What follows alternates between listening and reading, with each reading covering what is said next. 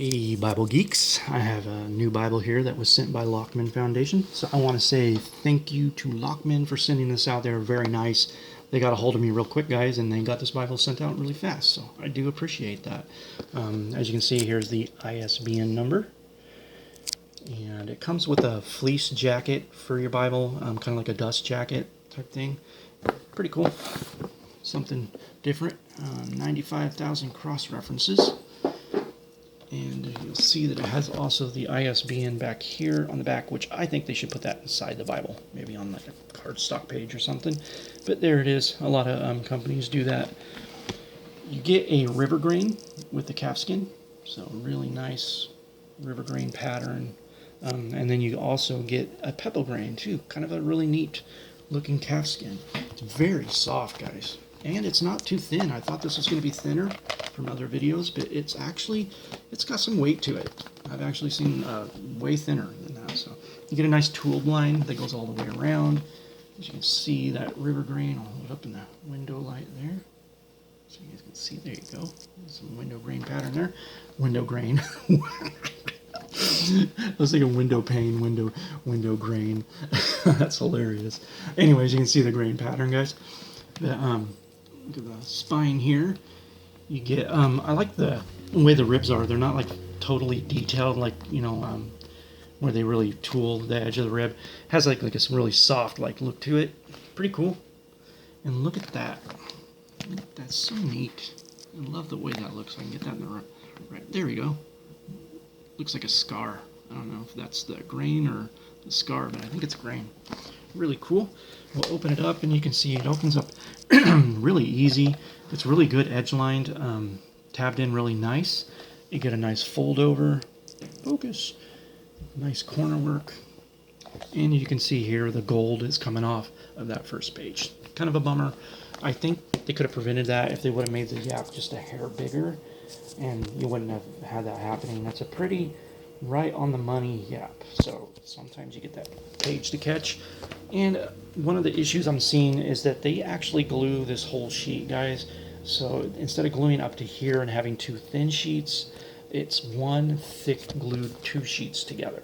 So it makes this page a little bit more rigid, and I think it catches on that a lot easier when the yap is like that. So I'd like to see that be changed in the design. Instead of gluing, maybe somebody's actually doing that on accident. I don't know. I've just never seen anybody do that. It does open up nice and easy. It doesn't have a horrible hinge to it. The cardstocks do have that thing where it's not stitched all the way down to the corner, so it lifts here on the end. So the only spot that it's attached is right there, you know, with the stitching. It's in there, but be a little careful. Sometimes turning that, it can get caught and bend. But it is in there good. I mean, it feels like it's got a good construction to it. These shiny presentation pages I'd rather have on cardstock, but honestly even just one would be fine instead of all of these. But they're here, and if you like that, this will be something that you like about the Bible. You see the stitching down there, whip stitched Smithsonian binding. But I think they could get away with just doing one on these thin lines. And as you can see, the paper is blue. It has that strange blue paper that we're seeing from China and Korea. So kind of a normal thing. I'm used to seeing it. You get like a glacier blue kind of color down in the gutter. See here, and I'm going to talk about some things at the end of this video about Bible marketing and this Bible specifically on the market that we are in right now. So if you want to fast forward to that, you can, or if you want to watch this video all the way through, hang out and I'll explain it at the end.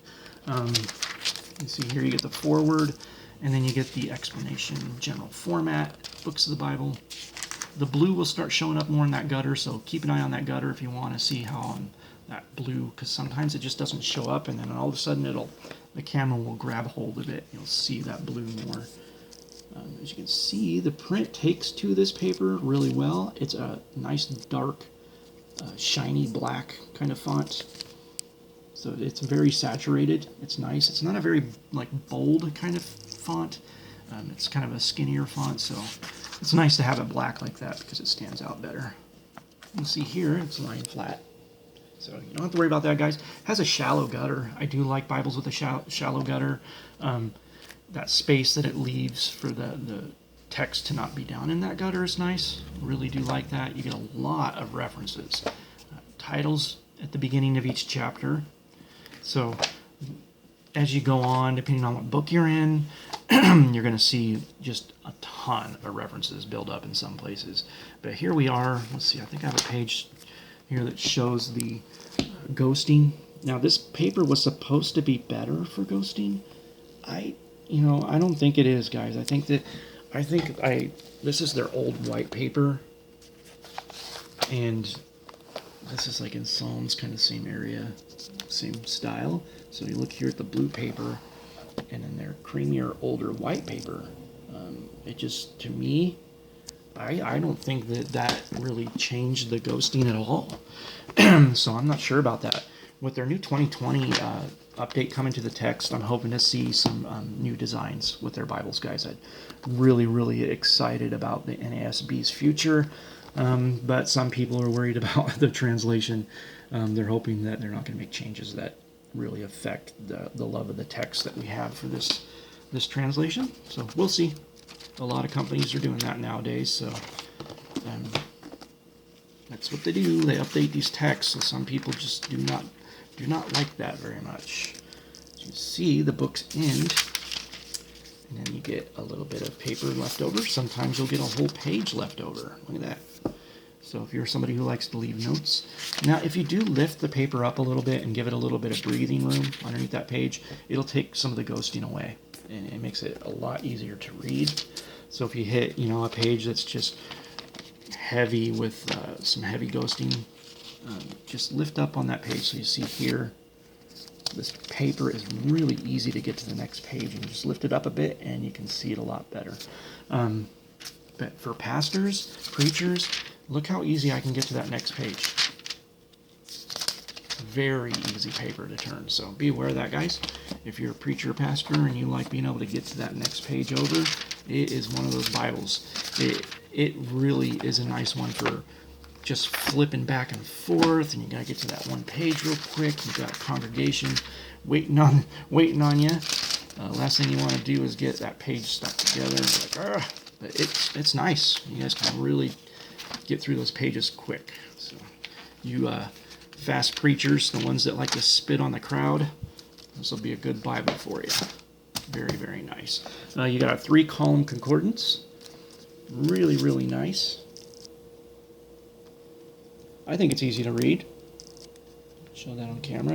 It's a really nice print. It's laid out nice. It's very easy to find what you're looking for, and it's not a huge concordance, but it's pretty good. It's up there with the good ones. And then you have their older maps that are on that shiny paper. This is another thing that I want to see them improve on. But if they keep these ones, put them on some cardstock, dry cardstock. I would like it better than the shiny stuff. I think a lot of people prefer the drier cardstock. You can see the ribbons are really off. The one is it's like an inch longer, and they melted it kind of weird, and then it was a little bit twisted at the top. It was spaced nice, but it kind of twisted a bit. You can see here the liner. I'm not sure if the liner is leather or synthetic. I'm thinking that it's leather, but it has these weird line patterns in it. And that's not scarring. I'm pretty sure that's just like however this, if it's synthetic, probably how it was stored, or maybe that's just how it's manufactured. It kind of looks like scarring. It feels great. It's not like the defect or anything. It's nice. Really nice Bible. As you can see how loose it fits. It's cool. I like it when a Bible's like that. But what I wanted to explain, guys, on this market right now that we have, with the text that you're seeing in this, I mean, it is a nice text. It does read really well. But with the blue paper and the ghosting and some of the issues that with the design, with that front paper being thick and it kind of warps that page. We have a lot of companies out there right now that are producing Bibles. This is $96. It's $116 at evangelicalbible.com, but if you go to christianbook.com, you can get it for $96 right now. I don't know if they're going to phase these out when they come out with their new text. I'm pretty sure they probably will. That's what most publishers do. But when you have Holman making Bibles with lambskin, with ribbing, now this one, of course, is not leather lined. Excuse me, but they do have Bibles that are leather lined under $100. A lot of them are in that $70 range. So the competition's really it's getting up there for publishers like Lockman trying to publish their own Bibles for their translation.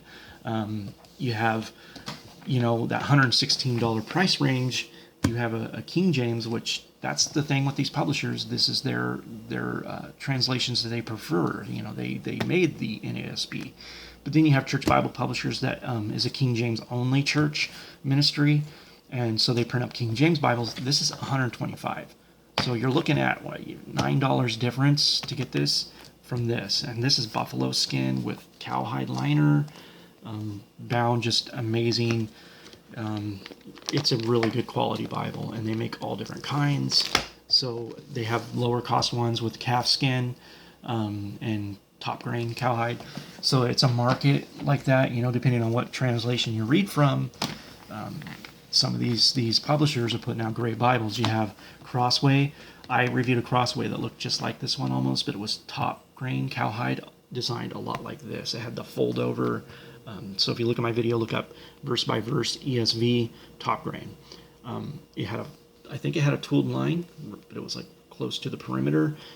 Pretty much same style. Didn't have a big enough yap for my taste. I think the yap could have been bigger in that one, but it really matched up with this Bible a lot. But when you open up that Bible, it had line matching and really nice white paper. Really cool paper in that one from China. But then you get into the next range of Crossway. This one's $150, but I think they might have a few that are a little bit less. But this is printed by Youngblood, but all of their printings are line matched almost. There's only a few that are not, even the China prints. So they're up against companies like that. So in the market that we're in right now, with the price point being at $96 to $116 for this, the cover is that kind of leather that brings you up in that price range. But the overall design with the paper, the text block, the blue paper, the not line matched text, it's just a really tough market right now for that Bible at that price point. You have Nelson doing the New King James from China in line match print in really nice white paper. The printing is just really nice. This is a $69 Bible, which was brown calfskin before I had to mess up my cover and had to redo it, and did it, and this took off all the color for me. But it was a really nice cover. And just the printing, the ribbons, they're coming out with some that are leather lined that are in the $79 range. So, it's just these publishers that have their own translations. I think Nelson has now took it to another level. You have Crossway that started it. Crossway really took it to a whole new level of premium Bible from a publisher of a translation. So in that market is what I'm getting at, guys. So I really want to see some new designs coming from Lockman with their 2020 print. We'll keep an eye out for it, and hopefully when they get those new ones out there, I'll be able to get one for you guys and review it. So anyways, guys, I love you all, and if you have any questions down below, and you guys that watch, if you have an answer for somebody down below, please feel free to answer them if I haven't yet. All that help matters a lot to us reviewers, so don't feel like you're stepping on my toes. I appreciate it when people do that. So God bless, guys, and I'll see you next time. Bye-bye.